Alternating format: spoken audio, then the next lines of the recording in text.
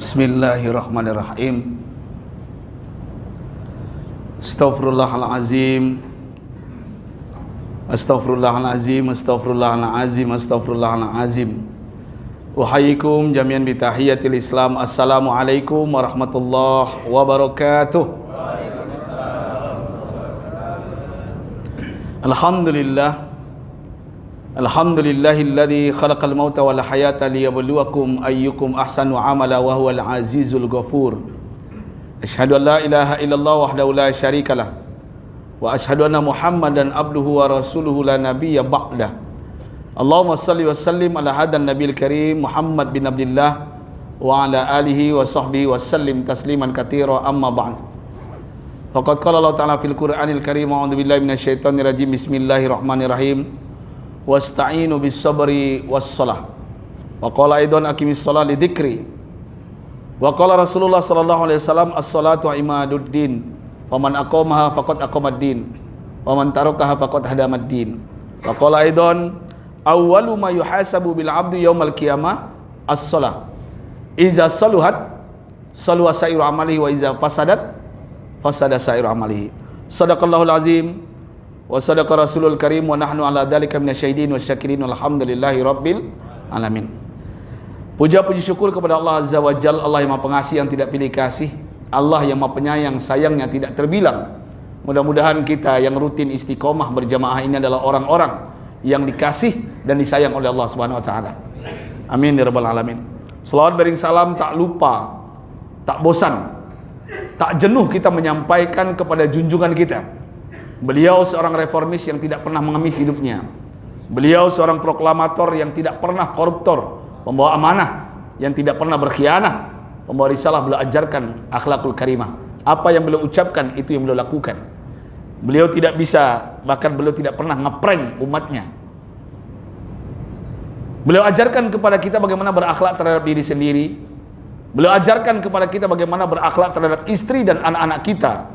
Beliau ajarkan kepada kita bagaimana berakhlak terhadap jiran tetangga.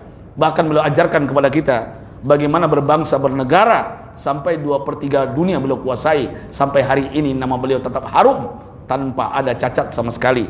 Orientalis Yahudi membuat buku, ya, dan buku ini sudah menyebar dan sampai hari ini buku ini belum berubah, ya. Ternyata 100 tokoh dunia yang paling hebat itu adalah baginda Nabi besar Muhammad. Yang bikin orang orientalis, bapak-bapak, ibu-ibu, bukan orang Islam. Begitu kejujurannya, objektifnya dalam menilai siapa itu Muhammad sallallahu alaihi wasallam. Mudah-mudahan kita yang hadir ini mendapatkan syafaat dari beliau di yaumil akhir nanti. Amin ya rabbal alamin. Pada kesempatan kali ini saya diberikan amanah, perbaiki solatmu, Allah akan perbaiki hidupmu. Hari ini kalau boleh jujur, tuan-tuan dan puan-puan, ayah bunda, saya baru datang dari kota Pekanbaru, Provinsi Riau. Dari bandara langsung datang ke sini. Kalau boleh jujur, saya keliling Indonesia. Beberapa minggu ini, semua berkeluh kesah. Kalau boleh jujur lagi, ayah bunda, bapak ibu, tuan-tuan, bangsa kita hari ini carut marut. Hutang bertambah. Suami bertingkah. Istri berulah. Anak narkoba, berzina, bahkan LGBT, musibah silih berganti di setiap provinsi. Dan kita susah untuk mendapatkan pemimpin yang sejati. Betul? Benar? Tapi bagaimanapun hari berganti, bulan berlalu, tahun pun berubah. Ada yang datang, ada yang pergi. Ada yang lahir, ada yang mati. Itulah kehidupan sunnatullah.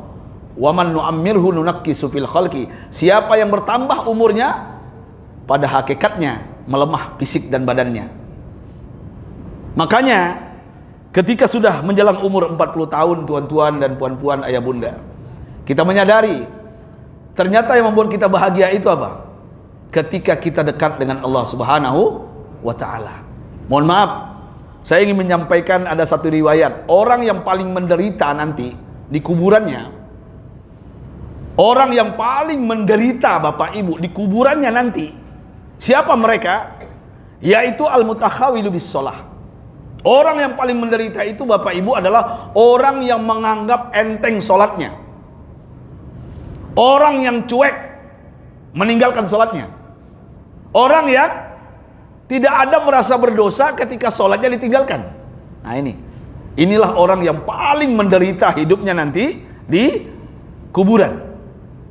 Di kuburan. Pernah enggak bapak-bapak, ibu-ibu ketika mati lampu di rumah kita? Rumah bertingkat pula lagi. Mati lampu. Ketika mati lampu, masuk ular ke rumah kita. Dan ketika melihat matanya berkilau, kita terkejut. Apa yang kita lakukan? Kita berlari, Pak. Kita berlari berteriak, menghidupkan handphone yang ada senternya. Kita malah mengusirnya dengan berbagai cara. Kita ambil alat-alat, kita lemparkan, bahkan kita lari mungkin ke atas. Biar teriak kita ke security, entah ke tetangga, minta tolong kita. Ketika lampu mati, ada ular datang menjelma ke rumah kita. Dan bahkan kita mendengarkan dan kita lihat ya di TikTok atau di YouTube, dari plafon itu turun ular apa? Ular piton. Betul? Pernah lihat? Bahkan barusan terakhir saya melihat, ternyata toilet kita, WC kita itu, ayah bunda, saya ke toilet tadi, ular yang besar itu bisa masuk ke dalam. Bayangkan. Saya membayangkan, makanya saya selalu melihat ke bawah. Ini kalau muncul ular habis juga ini. Berjumpa ke temannya, dia kawannya. Halo? Halo? Ini bahaya ini, saya bilang. Ternyata bisa masuk lubang itu dia. Sebesar apapun ular itu ternyata elastis dia. Allahu Akbar. Saya kaget dan saya berpikir, Allahu Akbar. Ini di dunia. Ternyata nanti bapak-bapak, tuan-tuan, ya, di kuburan kita tahu luasnya kuburan kita 30 cm lebarnya, panjangnya 2 meter kalau tinggi badannya. Betul? Betul? Kita dihimpit, gelap gulita, tanah menghimpit, batu menghimpit kita. Kita diikat dengan kain kafan saat itu. Dan ternyata apa yang terjadi? Saat itu datang seekor ular. Yang ketika itu kita bertanya, jenazah ini bertanya, bapak-bapak, dalam riwayat dikisahkan, mayat ini bertanya, siapa engkau? Akulah solatmu. Akulah solatmu yang engkau anggap enteng selama engkau hidup di dunia. Ternyata wujudnya, kata Rasulullah, wujudnya ular. Dan ular ini kerjanya apa? Ternyata tuan-tuan, ular ini nanti dalam riwayat yang sahih diceritakan ekornya satu, tapi kepalanya banyak, tidak terhitung. Bisa bayangkan tidak? Kita melihat ular kepalanya pasti satu kan? Ekor satu. Ini tidak, ekor satu tapi kepalanya banyak. Apa kerjaan ular ini? Kerjaannya adalah melilit kita, menyiksa kita, menggerogoti kita. Dan itu sampai kapan, tuan-tuan dan puan-puan, ayah bunda? Sampai hari kiamat terjadi. Seandainya hari kiamat 300 tahun lagi, berarti selama 300 tahun kita tersiksa. Makanya ayah bunda, bapak ibu, benar kata Imam Ghazali. Imam Ghazali sudah pernah mengatakan, duduk di majlis seperti ini di hadapan murid-muridnya. Beliau bertanya, ada beberapa pertanyaan, 6 atau 7. Satu saja saya bahas siang ini. Apa kata beliau? Ma akhafu fi hadid dunya. Wahai murid-muridku, apa yang paling ringan di dunia ini? Muridnya menjawab, bapak-bapak, yang paling ringan itu tuan guru kapas. Yang paling ringan itu angin. Jadi muridnya menjawab, tapi apa kata beliau?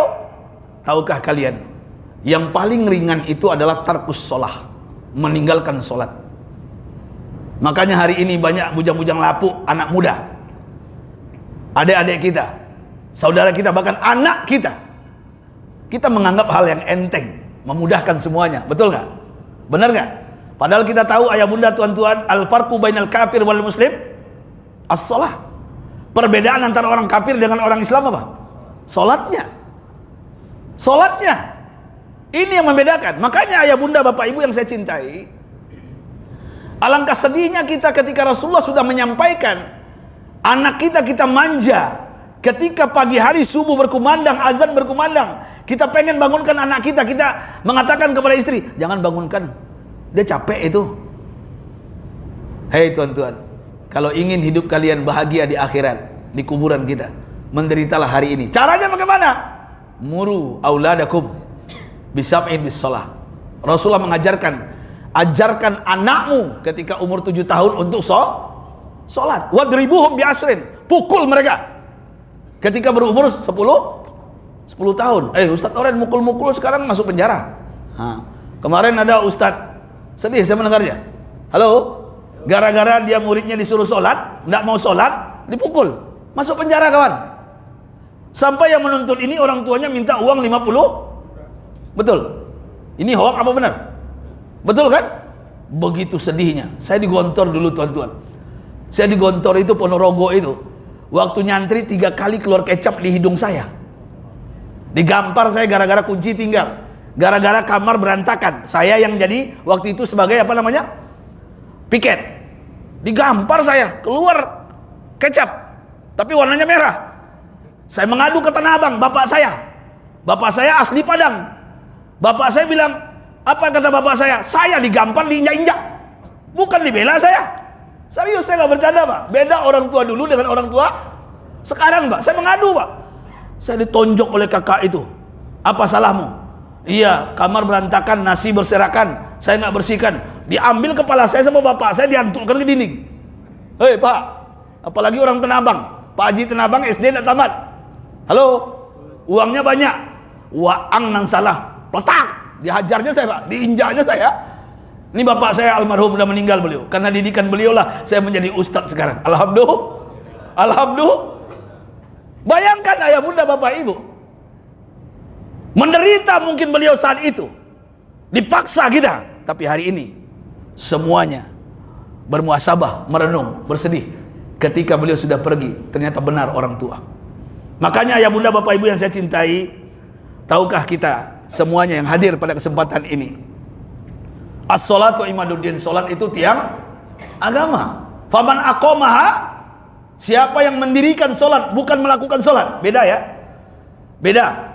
Tadi kita melakukan sholat, mendirikan apa? Di dalam sholat ada kejujuran, betul? Di dalam sholat ada istiqomah, di dalam sholat ada kebenaran, di dalam sholat tidak ada dusta di antara kita. Itulah mendirikan. Orang yang mendirikan sholat berarti dia mendirikan agama. Wa man tarakaha faqad hadamaddin. Siapa yang meninggalkan sholat berarti dia menghancurkan agama. Menghancurkan agama Bapak Ibu. Seandainya ketika saya ceramah ini datang preman mabuk, ya, dia pecahkan kaca Masjid Al-Buruj, kita marah gak? Kita marah gak? Semua datang, saya pun ikut monjok dia. Jujur, kurang ajar nih orang. Ini kaca mahal nih. Kita hajar rame-rame, kita pukul rame-rame. Itu yang rusak apa? Kaca. Sekarang ada seorang anak di rumah, kita beri kehidupan, makannya enak, susunya enak, kita beri pakaian, kita besarkan di dalam kamar, di dalam rumah kita, kita manja. Dia tidak mendirikan sholat, dia tidak kita bangunkan ketika berjamaah. Hanya kita yang ke masjid, hanya kita yang ke masjid. Oh ya, hilang timbul suaranya. Ya, halo, halo, ya. Sampai di mana tadi? Ya. Hanya kita yang ke masjid subuh berjamaah. Hei tuan-tuan, mohon maaf. Anak itu ma fil aba fil abna. Apa yang kita lakukan sebagai orang tua, itulah yang dilakukan anak kita. Mohon maaf Pak, apalagi anak laki-laki Pak. Bapak tidur pakai celana dalam aja, itu anak. Itu anak kita. Besok-besok dia ngeliat, Bapak pakai celana dalam tidur. Besok anak kita ikut itu. Betul nggak? Pulang-pulang kita capek dari gedung Bakri ini, istri yang beb capek nih, pijit dong pakai but-but, ya kan? Setiap hari pijit, anak nengok. Besok apa kata anak kita? Ma, pijit kayak papa. Betul nggak? Benar nggak? Apapun yang kita lakukan ayah bunda, itu akan dilakukan anak kita. Seorang bapak rajin ke masjid, anak insya Allah rajin ke masjid. Seorang bapak rajin ke karaoke family, anak rajin, sama nggak? Seorang bapak suka dugem, anaknya nggak jauh beda. Ketika bapaknya bangun jam 8 pagi subuhnya, anak jam 10. Ketika bapaknya kencing berdiri, anak kencing bukan berlari lagi. Halo, halo, hati-hati ayanda, saya punya anak. Anak saya yang terakhir ini luar biasa. apapun yang saya lakukan Pak, ngomong saya kayak gini Pak, dia dengar Pak, nanti di kaca dia ikut Pak, entah apa-apa yang diucapkan tidak tahu saya. Umur 2 tahun. Makanya anak kalau ingin bisa hafal Quran, ya, Ustaz Adi Dayat mengatakan yang baru lahir itu sebulan juz 1, dengarin aja. Bulan depan juz 2, bulan depan lagi juz 3, sampai 30 bulan. 30 bulan anak ini sudah berapa umurnya? Sudah berapa umurnya? Hah? 2,5 tahun. Itu otaknya mendengarkan Al-Quran dan dia ingat dan hafal. Artinya apa ayah bunda? Yuk, kalau ingin selamat anak-anak kita, perbaiki sholatmu, Allah akan perbaiki hidupmu. Perbaiki sholatmu, Allah akan lunasi hutang-hutangmu. Ini saya lihat wajah-wajah penuh masalah ini. Ada hutang yang belum lunas, kredit yang belum selesai. Betul? Ganti mobil mereknya, warnanya, pengen pula. Yang penting hajar terus. Halo? Di PHK usaha belakang. Betul tak? Yang penting gaya dulu. Ini terjadi hari ini. Ya, perbaiki sholatmu, Allah akan perbaiki istrimu. Perbaiki sholatmu, Allah akan perbaiki suamimu, Bu. Perbaiki sholatmu, Allah akan perbaiki anak cucu keturunan kita. Perbaiki sholatmu, Allah akan perbaiki hidup kita di dunia dan di akhirat masuk surga. Amin ya Rabbal. Bagaimana caranya Ustadz Oren? Karena nanti di akhirat ayah bunda, awwalu ma yuhasabu bil abdu yaumal qiyamah as-shalah. Yang nanti di akhirat ditanya, yang pertama apa? Sholat kita Pak. Bukan jabatan, pangkat, kedudukan kita. Bukan harta kita, mobil kita, mereknya apa. Bukan harta kita, toko kita di Tanah Abang apa. Kayak saya ada toko di Tanah Abang. Itu nggak ditanya sama Allah, ya, oleh malaikat. Yang ditanya apa? Sholat. Iza saluhat saluha sairam. Apabila sholatnya benar Bapak Ibu, benar tingkah lakunya. Apabila sholatnya salah, rusak semuanya. Tapi Ustadz Oren, saya melihat ada orang di Masjid Al-Burud, kalau sholat itu Ustadz, jidatnya hitam. Boleh, bagus, asar sujud. Kalau sholat khusyuk Ustaz, Allahu Akbar, khusyuk sekali Ustaz. Mantap. Belum azan udah di masjid. Tapi ketika pulang ke rumah, kopi terlambat, piring pecah. Halo, mulutnya kotor berbisa. Halo, dengan tetangga tidak baik, tapi sholatnya baik. Hei tuan-tuan, jangan tertipu dengan zahir, dengan penampilan. Kalau pengen melihat orang sholat benar atau tidaknya, jangan lihat ketika sholat. Bisa menipu. Saya juga bisa menipu kalau saya bujang. Saya sholat di depan calon mertua, bergaya saya. Betul gak? Halo? Di depan orang, biar orang ini simpatik dengan saya. Bisa bergaya kita. Niat gak ada yang tahu. Kalau pengen melihat orang sholat benar atau tidaknya, hakikatus sholah ma ba'das sholah. Saya ulangi, hakikatus sholah ma ba'das sholah. Hakikat sholat itu benar atau tidaknya bapak-bapak, ibu-ibu, lihat ketika setelah sholatnya. Jangan lihat ketika sholat. Orang yang sholatnya benar pasti dengan istrinya baik. Nggak ada lagi asin dikit, piring pecah juga. Makanya ibu-ibu kalau suaminya pemarah seperti ini, beli piring plastik warna oranye. Marah-marah juga lempar ke kepalanya piring oranye itu. Halo, ya. Jadi ayah bunda bapak ibu, ketika sholat orang benar atau tidaknya, lihat dia bertetangga, dia paham tentang agama. Jadi ayah bunda bapak ibu yang saya cintai, perbaiki sholat kita. Bagaimana caranya? Mohon maaf, yang memberikan kita rizki adalah Allah, yang memuliakan kita Allah, yang menghinakan kita Allah, yang memberikan jabatan Allah, yang menjatuhkan kita Allah. Qulillahumma malikal mulki tu'til mulka man tasha wa tanzilul mulka mimman tasha wa tu'izzu man tasha wa tudhillu man tasha biyadikal khair innaka ala kulli syai'in qadir. Artinya apa?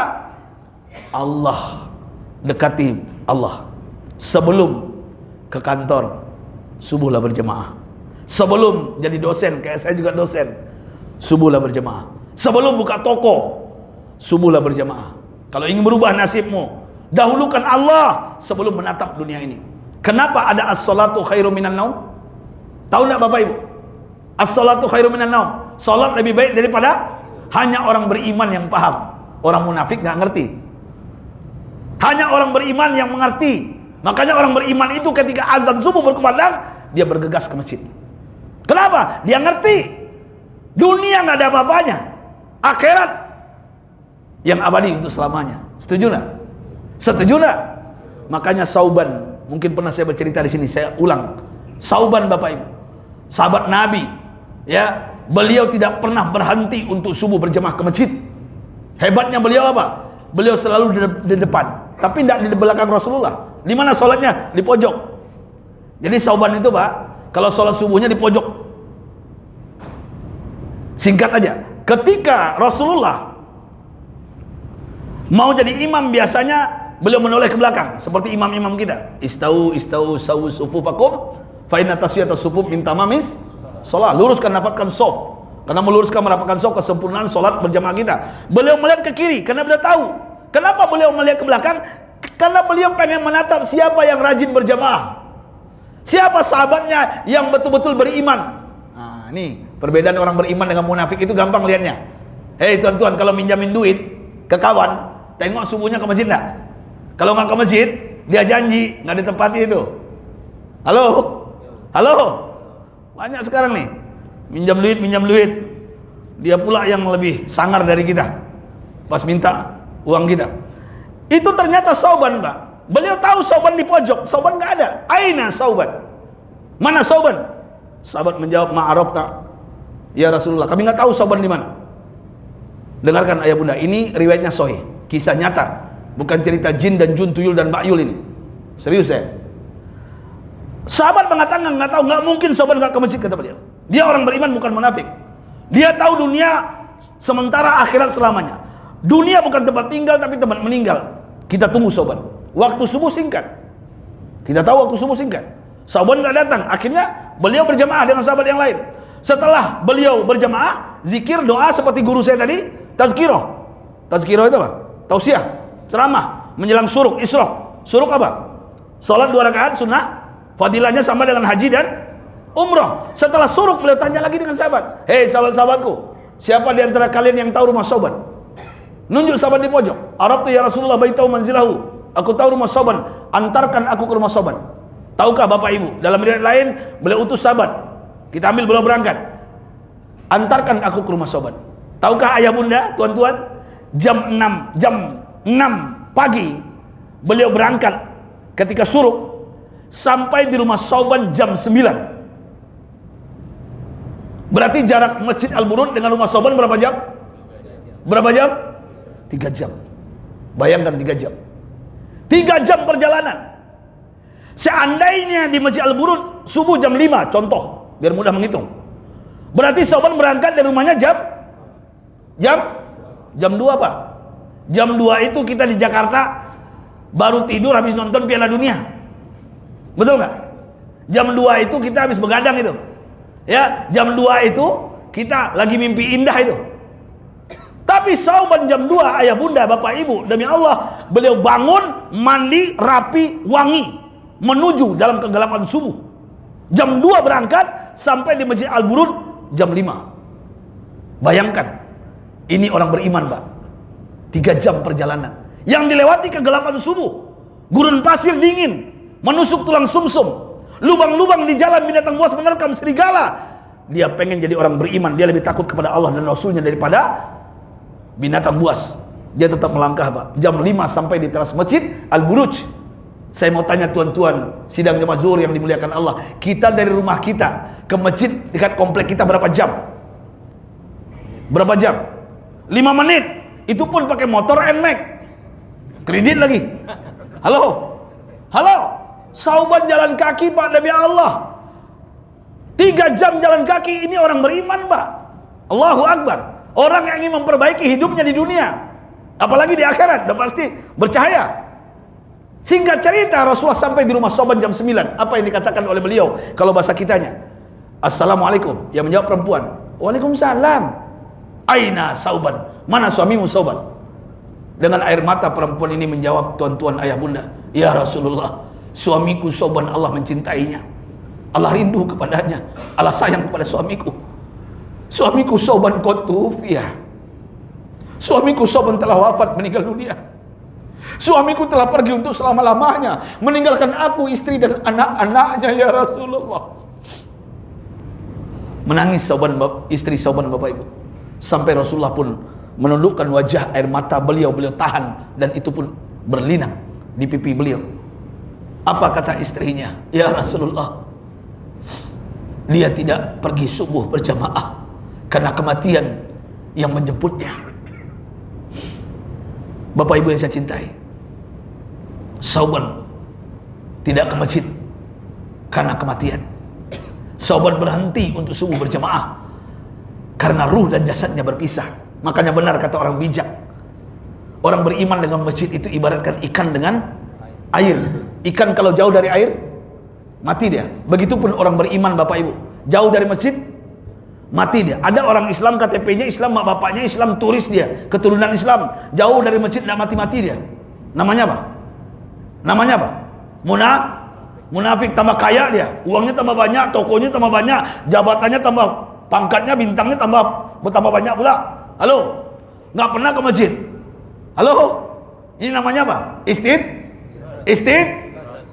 Kita bahas di materi yang lain, istidrat itu. Mungkin ustadz yang lain sudah bahas. Jadi ayah bunda, Sauban, kematian yang memisahkannya. Makanya orang beriman itu hatinya tertaut dengan mu'allakum bil masa. Nanti di akhirat salah satu di antara yang dapat perlindungan dari Allah siapa? Rajulun mu'allakun, hatinya terpaut dengan masjid. Azan berkumandang, bismillah, kecuali musafir lain cerita, kecuali ada uzur lain cerita. Saya lanjutkan kisahnya. Apa yang terjadi setelah itu? Istrinya berkata kepada Rasulullah, ini inti ceramah saya siang ini. Ya Rasulullah, sebelum suamiku meninggal, suamiku mengucapkan 3 kalimat diulang-ulang oleh suamiku. Dengarkan ayah bunda, ini kisah nyata, bukan ku menangis Indosiar, serius saya. Apa yang diucapkan suamimu 3 kalimat itu sebelum kematiannya? Yang pertama, ya Rasulullah, suamiku melihat ke atas, air matanya bercucuran, seakan-akan ada yang dipandangnya ya Rasulullah. Apa kata suamimu? Yang pertama, ya Rasulullah, suamiku berkata, ya Allah, kenapa enggak jauh lagi ya Allah? Kenapa enggak jauh lagi ya Allah? Kenapa enggak jauh lagi ya Rab? Ya Rab, kenapa enggak jauh lagi ya Allah? Rasulullah terdiam, beliau enggak paham. Jibril yang membisikkan di telinga beliau maksudnya. Tahukah Bapak Ibu apa maksudnya? Ternyata Sauban sebelum kematiannya melihat rumahnya di surga 3 jam kecil, Pak. Rumahnya di surga 3 jam kecil. Dia menangis sebelum kematiannya, ya Rasulullah, ya Allah, kenapa enggak jauh lagi? Kenapa enggak 5 jam 7 jam aku ke Masjid Al-Buruj?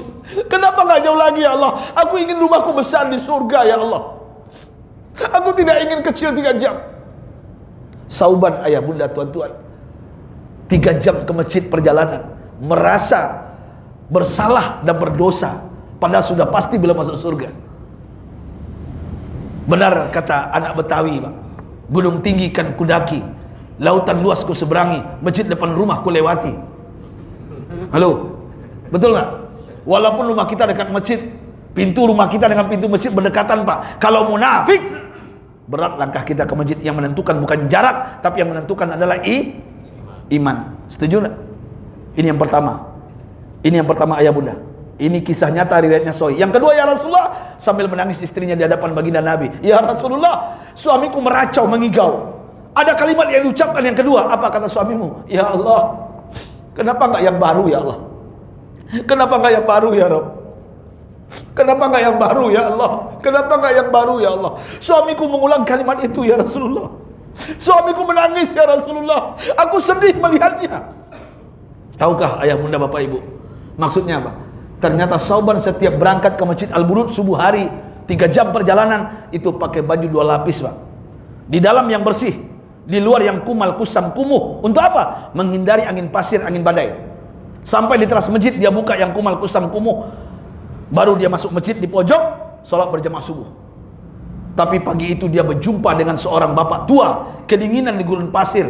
Dia buka yang kumal, kusam, kumuh, diselimuti bapak tua itu. Menyesal Sauban. Kenapa nggak yang baru yang ku berikan ya Allah? Kenapa nggak yang baru ya Allah? Ternyata bapak-bapak, tuan-tuan, Sauban melihat pakaiannya dalam surga. Sauban melihat pakaiannya dalam surga. Kenapa nggak memberikan yang terbaik kepada orang lain? Kenapa dia memberikan yang bekas? Dia sedih bapak ibu. Yang terakhir ya Rasulullah, suamiku mengatakan, sambil meracau, mengatakan sambil melihat ke atas, ya Allah, kenapa nggak semuanya ya Allah? Kenapa nggak semuanya ya Rabb? Kenapa nggak semuanya ya Rabb?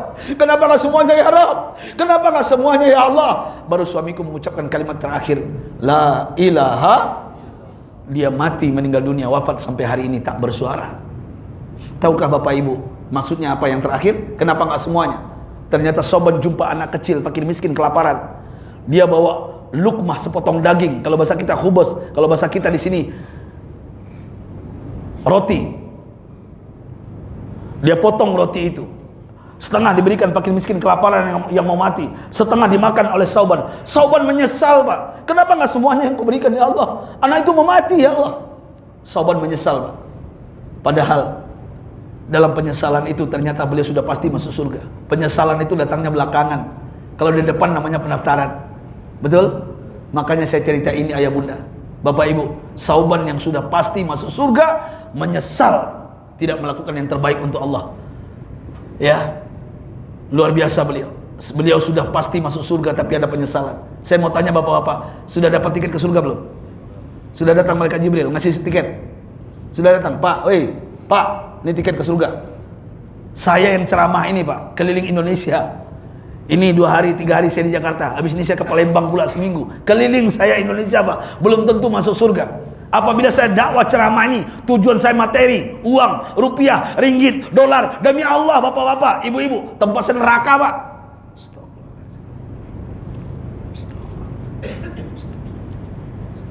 Surga Allah itu mahal. Hanya orang beriman yang berhak masuk surga. Orang beriman. Makanya berikan yang terbaik untuk Allah sebelum Allah menjemput kita. Lan tanalul birra hatta tunfiku mimma tuhibbun. Kalian tidak akan mendapatkan kebaikan, keberkahan, kesuksesan, kesehatan di dunia ini. Hei tuan-tuan, ayahanda saya yang sudah 50-70 tahun, hei 60 tahun. Kalian tidak akan mendapatkan kesehatan, keberkahan hidup sebelum kalian berikan yang terbaik untuk Allah Subhanahu wa taala. Berikan yang terbaik. Sauban, Pak. Ini kisah nyata, Pak. Ya, ini bukan cerita ikatan cinta Amanda Manopo ini. Halo. Ini kisah nyata yang saya ceritakan. Beliau sudah pasti masuk surga, tapi beliau menyesal sebelum kematiannya. Allahu Akbar. Mudah-mudahan dari cerita ini besok pagi kita mengajak anak bujang kita ke masjid. Amin. Amin ya rabbal. Ibu-ibu, salam buat suaminya yang udah punya suami. Ya. Lelaki soleh itu sholatnya di masjid subuhnya. Ya, kalau nggak mau suami kita ke masjid besok subuh, sepakat kita panggil suami kita besok subuh, lelaki solehah. Setuju nggak? Setuju nggak? Lelaki solehah, setuju nggak? Ada kan? Halo? Ya? Ya. Kalau nggak juga mau ke masjid, pergi ke Tanah Abang, cari toko saya, toko Cardova, nanti saya antar ke Blok F, beli mukena telekung warna oranye. Suruh suaminya pasang, pakai. Ya. Mudah-mudahan ayah bunda bapak ibu, demi Allah, orang yang rajin ke masjid subuhnya hidupnya berkah. Kita buktikan, hutang yang kita banyak insya Allah mudahkan. Banyak kasus ya yang saya selesaikan, alhamdulillah. Saya hanya menyampaikan, bang besok subuh ke masjid bang, istiqomah kan. Coba kita try 6 bulan. Ternyata apa? Selesai semua. Ada pengusaha bawang di Palembang, di pasar 16, anak muda Pak, ganteng gagah, lebih ganteng dari Rizky Bilar Pak. Halo, ditinggalkan oleh istrinya Pak. Istrinya semuanya lari Pak. Akhirnya dapat istri muda cantik lagi sekarang. Ya, jauh beda dengan umurnya. Begitu cara Allah mencubitnya, menyayanginya. Caranya gimana? Ternyata ketika bangkrut, dia pengen pulang kampung. Hutang miliaran. Ketika jumpa dengan saya, waktu itu saya ke pasar 16, saya duduk bersama, saya mau pulang kampung Ustaz. Kita nggak jumpa lagi. Ada nggak solusi? Bang, nggak usah pulang kampung. Perbaiki sholat aja. Coba kita try bang. Abang tetap aja jualan dari bawah lagi, ngecer lagi, nggak usah grosir bawang. Dari bawah lagi pelan-pelan. Ternyata ayahanda, tuan-tuan, demi Allah saya bersumpah di Masjid Al-Buruj, sekarang menjadi orang kaya lagi. Istri yang lama itu menyesal Pak, pengen kembali. Halo? Halo? Baguslah istri muda. Yang setia lagi, dalam suka dan duka, bahagia dan sengsara. Ya? Jadi artinya ya bunda bapak ibu, ternyata ketika Allah kita dahulukan, semuanya Allah mudahkan. Semuanya Allah mudahkan. Berikan yang terbaik untuk Allah. Berikan yang terbaik untuk Allah. Saya ingin menyampaikan, karena hidup ini singkat, hidup nggak lama. Ya, Salat. Ya, salat kita. Makanya bocoran dari Allah satu lagi sebelum kita berikan yang terbaik untuk Allah. Saya berilustrasi lah siang ini. Ya, masih panjang ini. Kalau saya boleh bertanya kepada bapak-bapak, boleh saya tanya? Boleh saya tanya? Seandainya siang ini bawa uang 120.000, contoh 120.000, mana yang kita infakkan, 100 apa 20.000 ke Masjid Al-Buruj? Jujur aja 20.000 ya. Setuju? Saya tanya yang kedua, seandainya kita bawa uang 125.000, 120 dan 5.000, mana yang kita infakkan? 5.000. Jujur aja lah. Halo, yang banyak itu begitulah. Ya, yang silap-silap 100.000. Itu yang silap-silap. Saya tanya lagi boleh? Boleh saya tanya lagi? Kita bawa uang 127.000, 120, 5.000, 2.000. Mana yang kita infakkan? 2.000. Tahu enggak kalian bapak-bapak? 2.000 itu masuk toilet SPBU. Halo, 2.000 diteriakan lagi, bang, 2.000. Malunya bukan main itu. Saya pernah kencing juga di toilet SPBU dalam perjalanan, Pak. Malu saya, Pak. Diteriakin, woi Pak, bayar dulu 2.000. Tadi nggak ada orangnya. Pas saya keluar muncul dia. Ini hebat juga orang toilet SPBU ini. Ya, bikin kaget aja, kayak kuntilanak dia. Ya, ya. Saya terakhir bertanya, boleh? Boleh saya terakhir tanya? Kita bawa uang 128.000, 125.000, 2.000, 1.000. Hari Jumat besok berapa kita infak? Berapa? 1.000. 1.000. Tahu tak? Tahu nggak tuan-tuan 1.000 itu? Kalau kencing di toilet SPBU setengah keluarnya, nggak boleh semuanya, haram hukumnya. Halo, begitulah umat Islam Indonesia. Begitulah umat Islam Indonesia. Mari di penghujung hayat kita nggak tahu kiamat kapan akan datang. Ya, perbaiki solatmu. Yang kedua, perbaiki sedekahmu. Berubah nasib kita. Bocoran dari Allah. Saya sampaikan bocoran dari Allah. Surat Al-Munafikun. Ini bocoran dari Allah. Ya. Apa kata Allah? Wa anfiqu mimma razaqnakum min qabli ayati ahadakumul maut. Infakkan sebagian hartamu. Jangan seperti Sauban nanti. Infakkan sebagian hartamu kepada Allah. Ya. Ketika kematian datang, kalian menyesal, kalian berkata kepada Rabb, apa yang kita ucapkan, Pak? Fayaqula Rabbi laula akhartani ila ajalin qarib. Ya Allah, seandainya engkau kembalikan aku ke Masjid Al-Buruj sebentar saja, aku akan isi kotaknya 5.000, 20.000, 1.000. Tolong ya Allah, wa aku minas solihin, aku ingin bersama orang-orang soleh. Tapi dijawab oleh Allah di ayat 11 Al-Munafikun, wala yuakhirallahu nafsan iza jaa ajaluha. Allah tidak akan mengakhirkan ajalnya kalau sudah tiba waktu dan saatnya. Artinya apa? Jangan sampai bocoran ini, orang yang mati, Pak, pengen kembali ke dunia, pengen berinfak, pengen sholat, pengen bersedekah. Kita yang masih hidup menunda-nunda sholat, menunda-nunda sedekah. Saya hanya mengingatkan usikum wa nafsi bitaqwallah. Saya juga menasihati diri saya. Yuk, fastabiqul khairat. Perbanyak yang dua ini aja. Salatmu, sedekah, berikan yang terbaik untuk Allah. Insya Allah nasib kita akan berubah di masa depannya. Insya dan juga saya sampaikan, Pak, dalam riwayat yang sahih, nanti ya ada orang di akhirat itu, Pak, di surga itu para malaikat itu turun ke surga. Dia melihat ada cahaya dari surga itu, salah satu surga bercahaya bagaikan apa? Kan nujum, bagaikan bintang kejora. Datang malaikat ke sana. Kalau bahasa kita studi banding lah, mungkin begitu ya. Datang, bertanya dia, hei, wajah kalian yang bagaikan bintang kejora, apa amalan kalian di dunia dulu? Tahu enggak Bapak Ibu? Apa amalannya? Tahu enggak apa amalannya? Ternyata amalannya adalah ketika azan berkumandang, dia sudah bergegas datang ke masjid. Makanya wajah kami seperti bintang kejora. Allahu Akbar. Ternyata malaikat penasaran. Surga ini di sebelahnya cahayanya lebih terang. Berlari mereka ke sana sambil bertanya, hei, siapa kalian? Kok wajah kalian lebih hebat dari sebelah? Cahayanya kal qamar, bagaikan bulan purnama. Tadi bintang kan nujum, ini bagaikan bulan purnama. Menjawab mereka, malaikat tidak tahu siapa kami. Kami adalah jamaah Masjid Al-Buruj. Ketika azan berkumandang, kami sudah selesai ambil air wudhu, makanya wajah kami bagaikan bulan purnama. Allahu Akbar. Ternyata ayahanda, bunda, tuan-tuan yang saya cintai, di sebelah Surga sebelah cahayanya lebih terang lagi, kilauannya cahayanya lebih hebat lagi. Bagaikan apa? Kasyamsi, bagaikan matahari. Bertanya para malaikat kepada mereka, siapa kalian? Wajah kalian lebih hebat cahayanya. Bukan LED lagi nih. LED apa? Di atas LED apa? Apa? Ini mobil ini macam-macam aja lampunya sekarang. Bikin mata sakit kadang-kadang itu. Iya, proyektor namanya, entah apalah namanya. Hebat lagi wajah kalian ini. Apa amalan kalian di dunia? Mereka menjawab, wahai para malaikat, kami adalah pengurus Masjid Al-Buruj. Halo, dan juga jemaah yang rutin istiqomah subuh ke masjid sebelum azan berkumandang.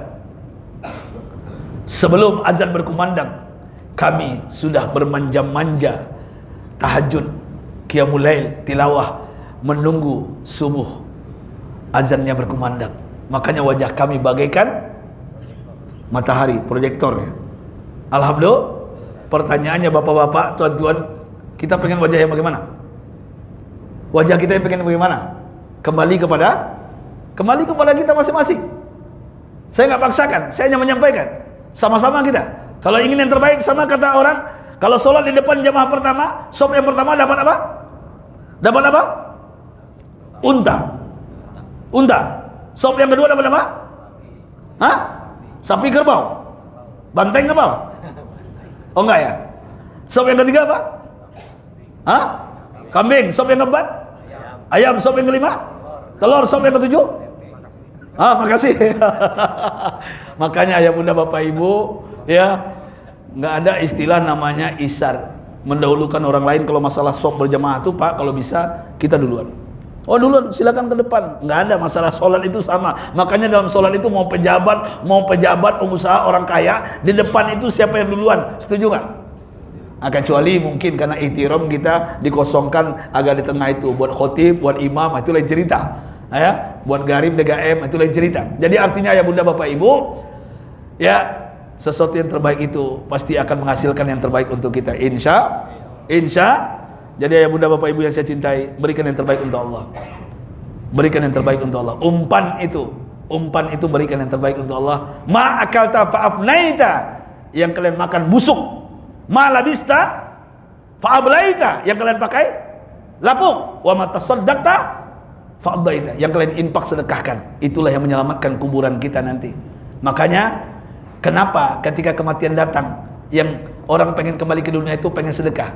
Apa alasannya? Pertama, ini saya sampaikan, kenapa pengen sedekah dia? Kenapa pengen jadi aku minas solihin, pengen bersama orang soleh yang rajin ke masjid? Pertama saya sampaikan, orang yang rajin ke masjid, orang yang rajin sedekah, itu Pak, sakaratnya mudah.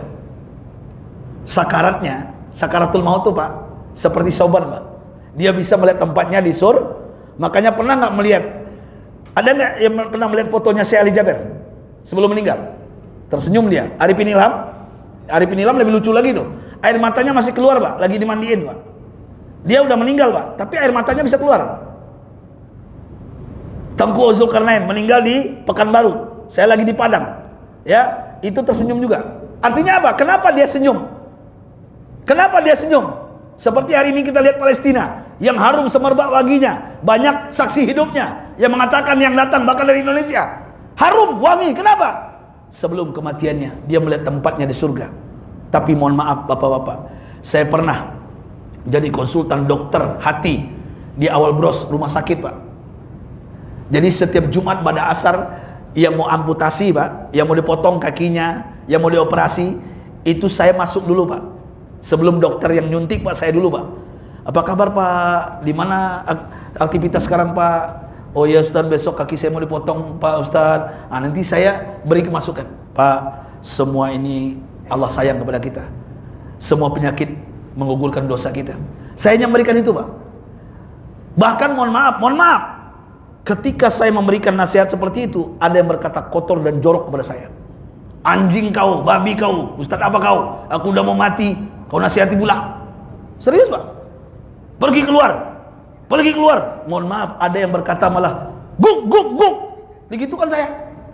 Guk kata dia.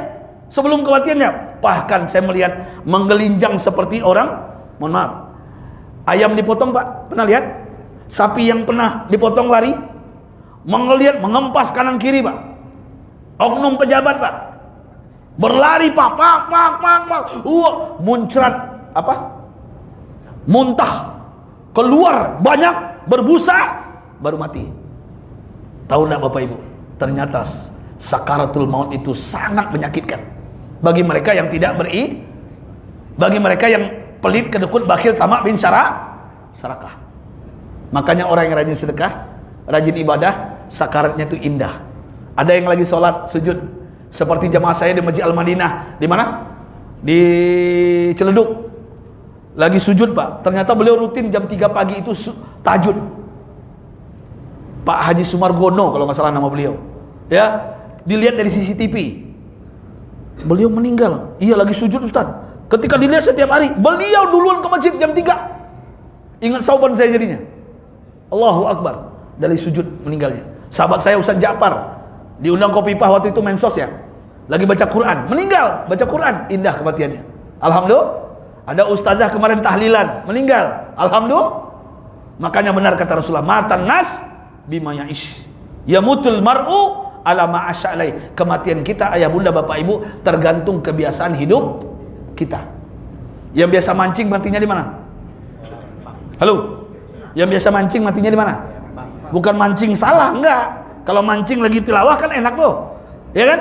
Yasin wal Qur'anil Hakim. Ini lagi mancing WA janda. Halo. Hei. Video call lagi. Ay, kucing ayah. Mohon maaf Bapak Ibu yang saya cintai. Ya. Orang yang hobi mancing biasanya matinya di mana? Bisa jadi lagi mancing. Ya. Orang yang lagi ngetrek matinya di mana? Di bawah puso. Terselip dia, kepalanya peong. Habis.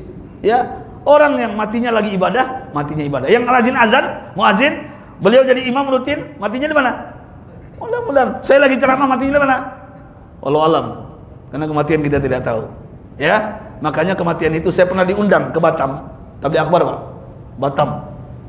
Ya, saya yakin orang Bakri ini sering ke Batam. Halo.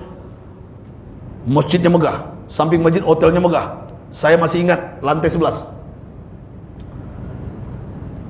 Saya mau tabligh akbar. Besoknya, malamnya, paginya saya mau sarapan. Ribut hotel itu.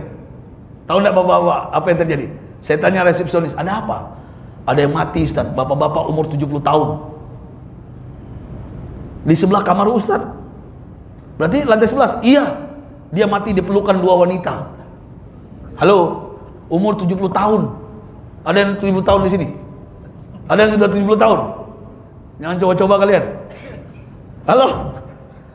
Berarti kebiasaan beliau apa? Kebiasaan beliau apa? Wallahu a'lam. Biar Allah yang menghakimi beliau. Kita nggak usah menghakimi. Yang jelas intinya, dan ini aib. Mudah-mudahan semua kita yang hadir pada kesempatan siang ini adalah kematian kita husnul, sakarat kita mudah. Orang rajin sedekah, rajin subuh ke masjid, sakaratnya mudah. Kedua, kuburannya bercahaya.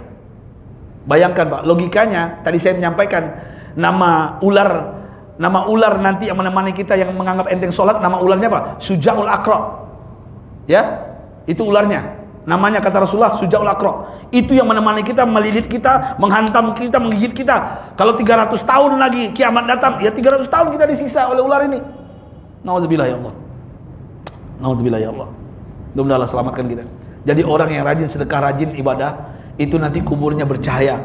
Min riyadil jinan, min riyadil jannah. Amin ya rabbal. Pengen bercahaya nggak? Logikanya nggak masuk kan? Kuburan itu sempit nggak? Gelap nggak? Tapi bagi mereka yang rajin sedekah, rajin berimpak, bagi mereka yang subuh ke masjid, Allahu Akbar, mereka merindukan kapan kiamat datang. Capek dia bermain taman surga, pengen masuk surga. Bayangkan. Yang ketiga, orang yang rajin sedekah, rajin ibadah. Yang ketiga, siratnya gampang Pak. Kita bayangkan Pak, jembatan saja ke seberang, hanya jembatan kayu kita jatuh Pak. Apalagi ini hanya selai rambut dibelah 7. Ini riwayatnya sahih. Masuk nggak logika kita? Rambut selai dibelah 7.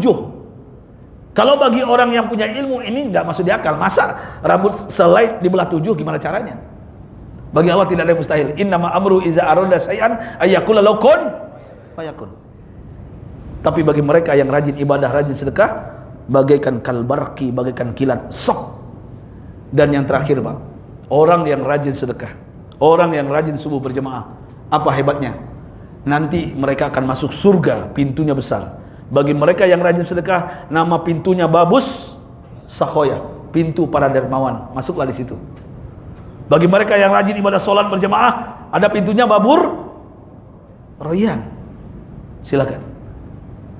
Allahu Akbar. Mudah-mudahan yang saya kisahkan, yang saya ceritakan ini adalah suatu hari nanti kita semuanya yang akan masuk ke dalamnya. Amin ya rabbal. Ayah bunda bapak ibu, tuan-tuan, saya minta maaf kalau salah dan kilap. Kebenaran datang dari Allah, kesalahan datang dari pribadi saya. Yang jelas intinya, saya hanya mengingatkan diri saya dan kita semuanya, mudah-mudahan berubah nasib kita ke depan dengan kembali kita kepada Allah.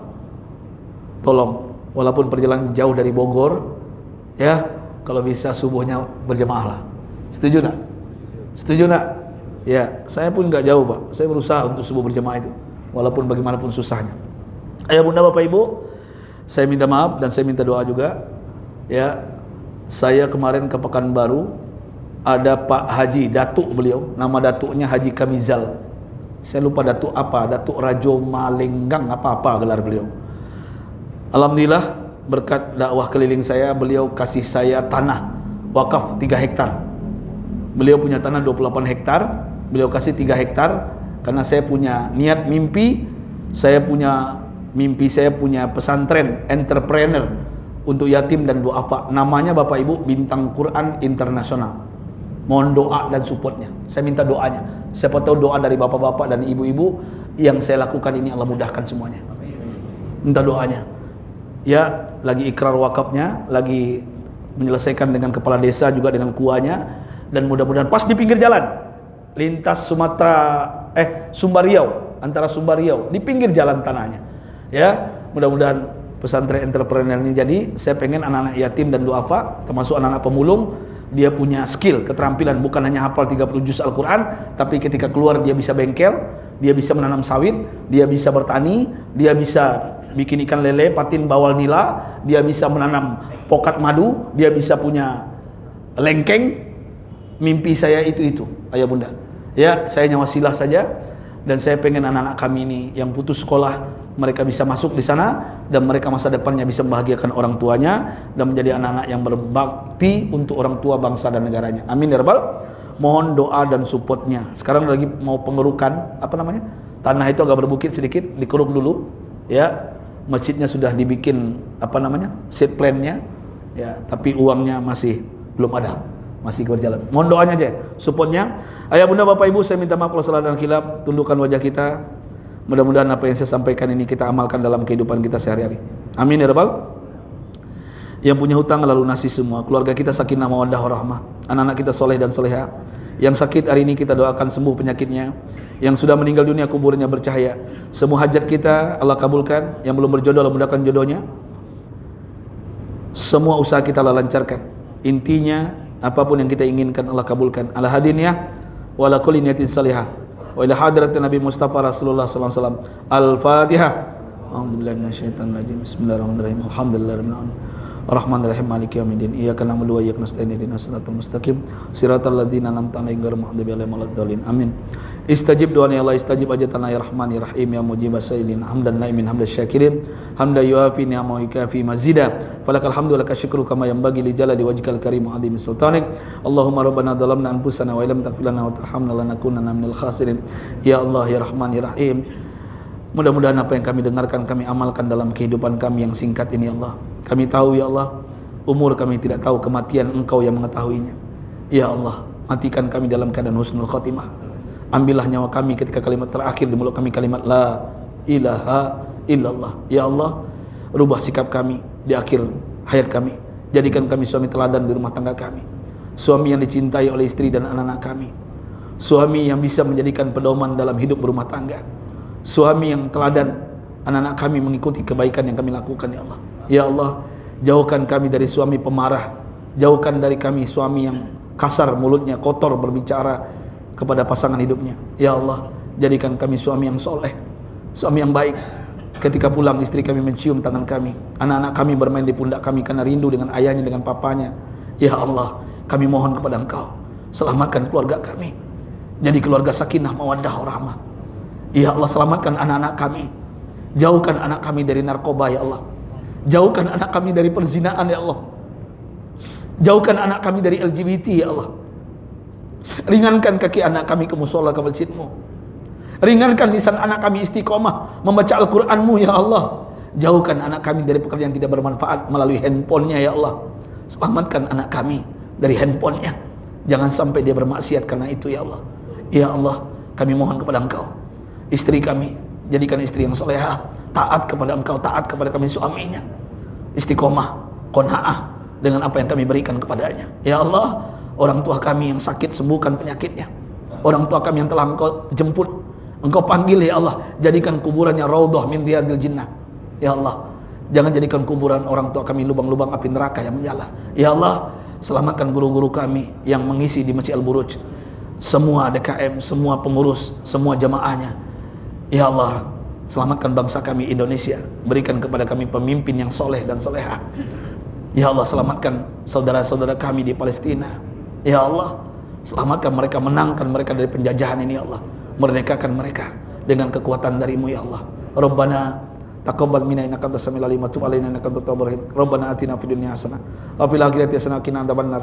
Walhamdulillahirabbil alamin. Bapak Ibu yang saya cintai, saya minta maaf kalau salah dan khilaf.